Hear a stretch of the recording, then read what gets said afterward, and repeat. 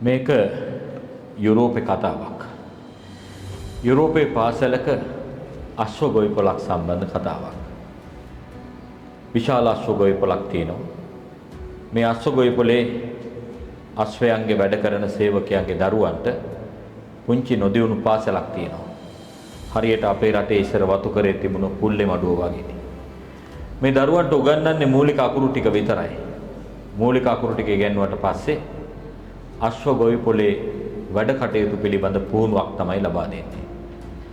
ඉතින් දවසක් මේ අශ්ව ගොවිපලේ ඉන්න මේ පාසලේ පුංචි දරුවන්ගේ එකම ගුරුවරයා මේ දරුවන්ට උගන්වන ගමන් ඒගොල්ලන්ට පැවරීමක් දුන්නා. මොකද්ද පැවරීම දුන්නේ? කවදා හරි ලොකු වෙලා කවුරු වෙන්නද හිතාගෙන ඉන්නේ කියලා හෙට එනකොට ලස්සන චිත්‍රයක් ඇඳගෙන එන්න ඕනේ කියලා. ඉතින් දරුවෝ ඔක්කොම පහවදා ඉස්කෝලේ එනකොට තමන්ගේ අනාගත සිහිනය ගැන කවුරු වෙන්නද හිතාගෙන ඉන්නේ, ලොකු වෙලා මොනවද කරන්න කියලා ලස්සන චිත්‍ර ඇඳගෙන ආවා. එක දරුවෙක් අනිත් අයට වඩා වෙනස් චිත්‍රයක් හැම දරුවෙක්ම ඇඳගෙන ආවේ තමන්ගේ පරිසරයේ තමන්ගේ අම්මා තාත්තා කරන රැකියාවල් තමයි. ඉතින් සමහර ළමයි අශ්ව ගොවිපලේ අශ්වයන්ට ආහාර සපයනවා. තවත් ළමයි අශ්ව කරත්ත දක්වනවා. තවත් ළමයි අශ්ව ගොවිපල පවිත්‍ර කරනවා. මේ විදිහට විවිධ ළමයි විවිධ චිත්‍ර ඇඳගෙන ආව ඒගොල්ලන්ගේ අනාගත සීනේ සම්බන්ධ. එක දරුවෙක් ඇඳගෙන එනවා අශ්ව ගොවිපලක් විතරක්. ගුරුවරයා අහනවා කෝ එයාගේ අනාගත සීනේ ඇඳගෙන එන්න කියලා කිව්වේ. ඇයි අශ්ව ගොවිපලක් විතරක් ඇඳගෙන ආවේ? දරුවා කියනවා මේක තමයි මගේ සීනේ. අශ්ව ගොවිපලක් ඇඳගෙන ආවේ මේක තමයි මගේ සීනේ. නෑ මම අහන්නේ සීනේ මේ ගොවිපලේ ඔයා කොහෙද ඉන්නේ උතන? මම මේකේ අයිතිකාරයානේ. තාත්තා මොනවද කරන්නේ? තාත්තා තමයි අශ්ව ගොවිපල පවිත්‍ර කරන්නේ. තාත්තා අශ්ව ගොවිපල පවිත්‍ර කරනවා. එතකොට මේ තරම් විශාල අශ්ව ගොවිපලේ අයිතිකාරයා තමයි.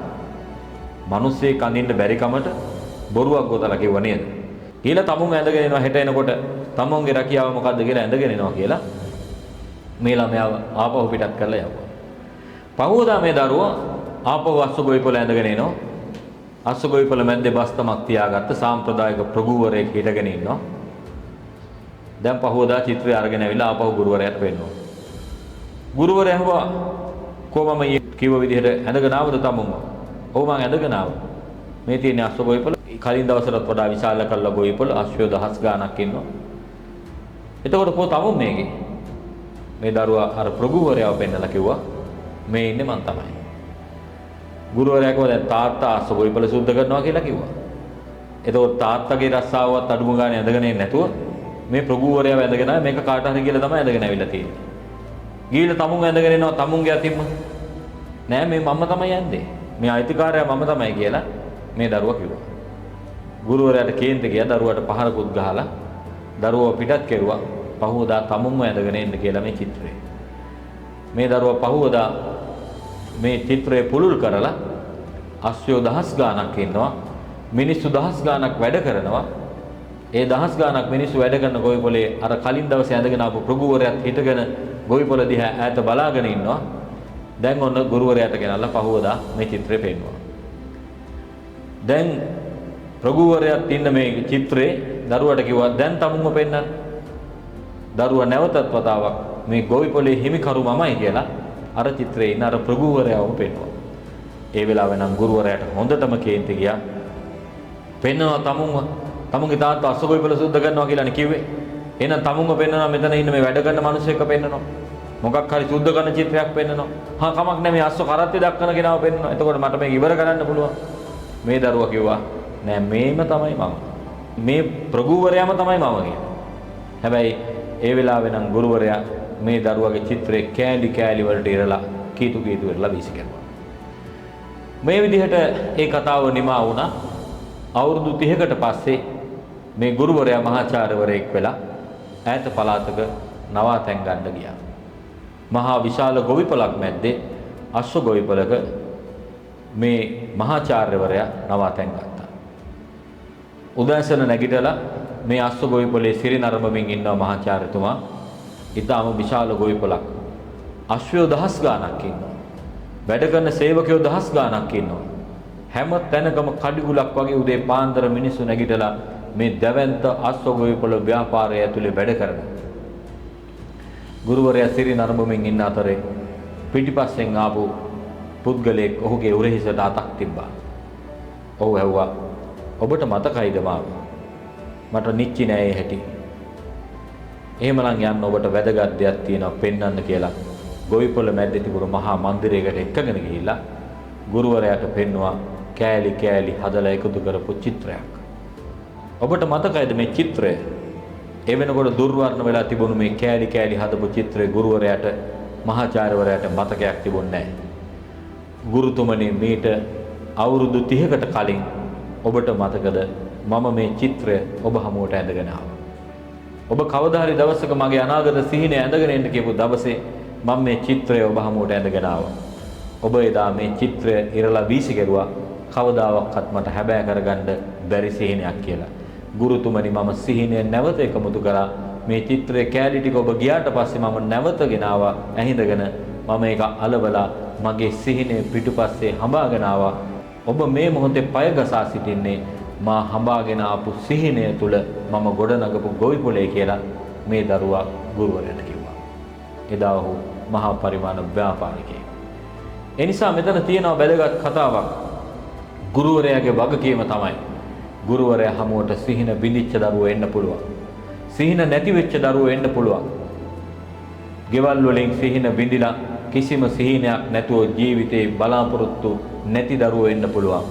දරු පැටවුන්ගේ බිඳුණු ඉහිරණු සිහින එකමුතු කරලා නැවත පිළිසකර කරලා දෙන එක තමයි ගුරුවරයාගේ වගකීම. හීනයක් නැති දරුවන්ට හීනයක් හදලා දෙන එක තමයි ගුරුවරයාගේ වගකීම. ඒ නිසාම ගුරුවරයා කිව්වා, පුතේ, උඹ වගේ දරුවෝ සිය ගාණක් මං ගාවට මේ වගේ චිත්‍ර අතීතයේ ඇඳගෙන ඇවිල්ලා තියෙනවා. මං හිතුවා ඒව ඔළුවට ලොකු චිත්‍ර කියලා. උඹගේ චිත්‍රය වගේම මං ඒ චිත්‍රත් ඉරලා වීසි කෙරුවා. නමුත් නුඹට ඒ සිහිනය හඹාගෙන ඉන්න ශක්තියක් තිබුණා කියලා ගුරුවරයා ඒ වෙලාවේ මහාචාර්යවරයා අර දරුවට කිව්වා. ඒ නිසා ගුරුවරයාගේ වගකීම දරු පැටවුන්ට සිහින දෙන එක. ඒ නිසා තමයි දරු පැටවු ඉස්කෝලේට ආපු දවසේ ගුරුවරු දිහා බලන්නේ අපේ ජීවිත හැමදාම ගොඩ දාන්න පුළුවන් මහා ප්‍රතාපවත් මේ ගුරු මව්පියවරු අපේ ජීවිත මෙතනින් පස්සේ නගා හිටවයි කියලා. ඒ හින්දාම සොක්‍රටිස් කියනවා ගුරුවරයාට තියෙන්න ඕනේ ශිල්ප ඥානයටත් වඩා මනුස්සකමයි කියලා. දවසක් පුංචි දරුවෙක්ව පාසලට අරගෙන යන මවක් හම් වෙනවා සොක්‍රටිස්ට. ඔහු අහනවා, ඔබ කොහෙද යන්නේ? මම කියනවා, මම මේ දරුවව බාර දෙන්න යනවා ගුරුවරයාට. ඒ කාලේ ගුරුවරුන්ට බාර දෙන්නේ පාසලට නෙමෙයි. සොක්‍රටිස් වැදගත් ප්‍රශ්නයක් අහනවා මවගෙන්. ගුරුවරයා මිනිසෙක්ද? සොක්‍රටිස් අහන්නේ ගුරුවරයා වංශවතෙක්ද? ගුරුවරයා උගතෙක්ද? ගුරුවරයා තරුණයෙක්ද? ගුරුවරයා පරිණත කෙනෙක්ද? ඒ කිසිවක් අහන්නේ නැහැ. සොක්‍රටිස් අහන්නේ ගුරුවරයා මිනිසෙක්ද කියන ප්‍රශ්නේ. ඒකෙන් කියන්නේ මොකක්ද? ගුරුවරයාට හැම දෙයකම බැඩිය වඩා තියෙන්න ඕනේ මනුස්සකම. දරුවව කියව ගන්න ඕන මනුස්සකම.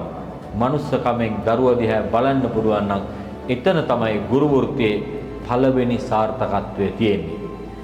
ගුරුවරුන්ට දරුවෝ අනන්ත අප්‍රමාණ මග හැරිලා ඇති.